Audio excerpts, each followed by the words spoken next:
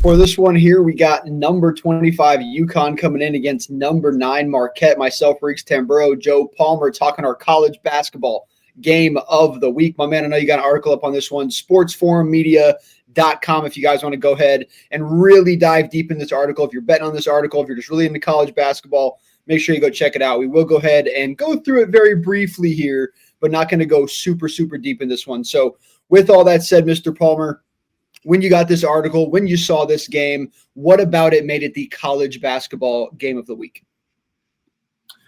Well, I think right now in the sports, the talk of basketball has been Dave Early. I mean, he's been the headliner on, Scott Van Pelt Sports Center at night. It seems like every night, and they're just talking about his antics and whatnot.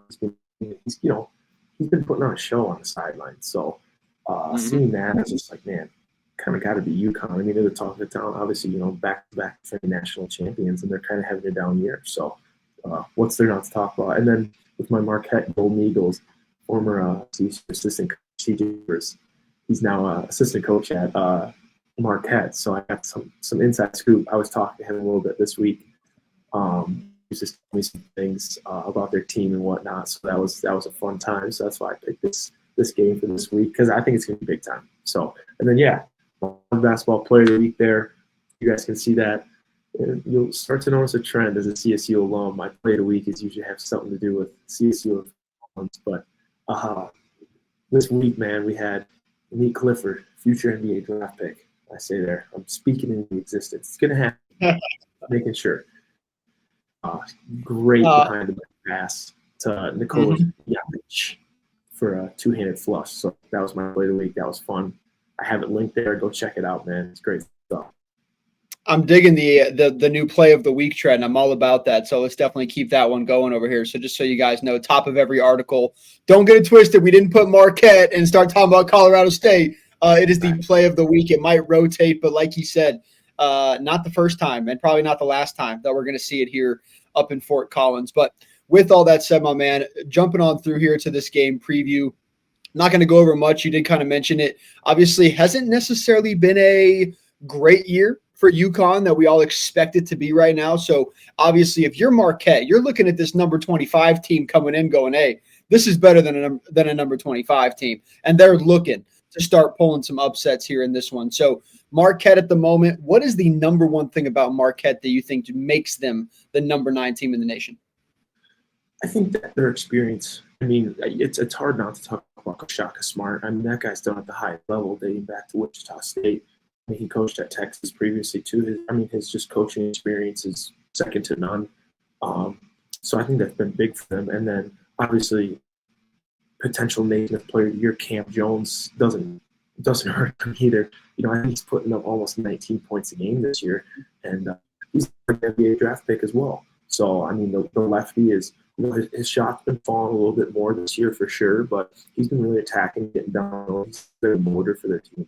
So he's been great for them this year, and I've been really excited to watch him and tune in him every night. But I think that duo of Shaka Smart, just all his knowledge on the sideline and putting his guys in positions to succeed, along with Cam Jones, who's kind of a coach on the court for Marquette, has been the reason why they've been so successful this year. I'm right there with you, man. And at the end of the day, I will say, watching Marquette, they're one of those teams that maybe in your mind, and now you're more of a basketball head than me, but in my mind, I don't necessarily just jump and go, I got to catch this Marquette game. Like, it doesn't usually pop in my mind. However, every single time I watch these guys, they always come out flying, and I love watching them play. And then on the other side, I sit there and I look at the flip, and it's like, wow, look at that. Like, Uconn, ain't no way I'm going to not watch Uconn while they're ranked number 25, not try to go up here and beat this exciting Marquette team on the road. So super, super excited for that one. But moving on through this game preview here, once again, guys, go ahead. He highlights all different players here, guys you need to key in on, et cetera, et cetera. But there's one guy I want to ask you about here, and it's Mr. Cam Jones, obviously player of the year candidate at the moment. Your thoughts on this kid right here, man? What kind of impact do you expect him to make here in this one? Man, he's going to splash. I mean, it's interesting, Riggs, you brought that up about, Marquette's not necessarily a team that, fans, I guess, think about. And it's funny because in this game, one of my statistics I talk about is adjusted tempo, which basically just means number of possessions per 40 minutes. And Uconn and Marquette are have two of the lowest adjusted tempos. So they scored at a high level. Both of them are about 80 points a game, but they really try to control the game. So that just shows you how much of a controlling factor the coaches have, because they're really slowing down, running sets and whatnot. But I really think too, a lot of it has to do for Marquette with a guy like Cam Jones and what he's doing. So, I mean, right there, 18, 4, and 6 is just unbelievable. Yeah, and I know that at the very end of this article, there's something you say about Cam Jones that I found very interesting, so I knew I had to ask you about him. But with all that said, we don't have to go too slow here through these, just because I know at the end of the day you've kind of already explained these. But is there any other key for Uconn in this game that you have not mentioned yet? I think the big guy that I haven't is Aiden Haney. I mean, I feel like Aiden, he hasn't been doing well this year. He's been struggling. St. Mary's transfer, but it'll be interesting to see if they get back on track. And if they can, I mean, watch out, because I mean, the dude is, a wizard with the ball. So it'll be interesting to see if they get him back on track and get him going. And then on the other side there for Marquette, same exact question for you. Once again, I know we've talked about the big guys here, but obviously you're mentioning a lot of different things that can happen here. And one thing you mentioned was potentially Shaka Smart will also have to bring out a new bag of tricks against Dan Hurley. What kind of tricks are we talking about here? Yeah, they're really, I mean, like I said, they're both going to run a lot of plays. So it's going to be interesting to see what Shaka does to kind of open that up against Dan Hurley, because Dan Hurley loves to run a lot of Princeton action. So it'll be interesting to see how Shaka Smart lets his team get out in transition a little bit more. You never know. But I just think that it's going to be important for Marquette to get out and run a little bit, and maybe not much try and control the game, and just let the players kind of dictate the tempo of the game and get out and run and get some easy buckets. But there, man, my final prediction, I'm taking Marquette at home in this one against the defending national champs, in a close one though. So. Yeah, in a very, very close one here. Marquette 67, Uconn 62. Also, you're kind of playing it. I know the last few weeks we've had high scoring on your articles. All of a sudden, you're coming in with a 60 to 60s. Is that just how coaches in these defenses are? Is this predominantly about the tempo? What is it here that's going to make this a lower scoring game?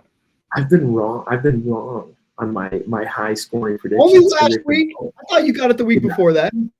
Yeah.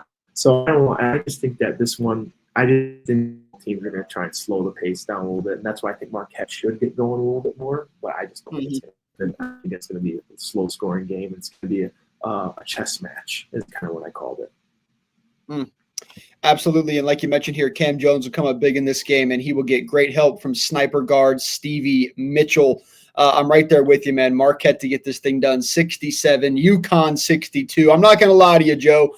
Deep, deep down in my blood, brother, I was really about to fade you on this one. I was really about to take Uconn at number 25. But I think for me to do that, I would need them to be at home here. And I just don't see how they walk in. They could be leading with 2 minutes to go by 6, and I still think Marquette can win this game. So I'm right there with you on Marquette, man. 67-62. Good luck to you guys. Sports4media.com. Joe Palmer. Make sure to go check that one out there. Good luck to you guys tomorrow night.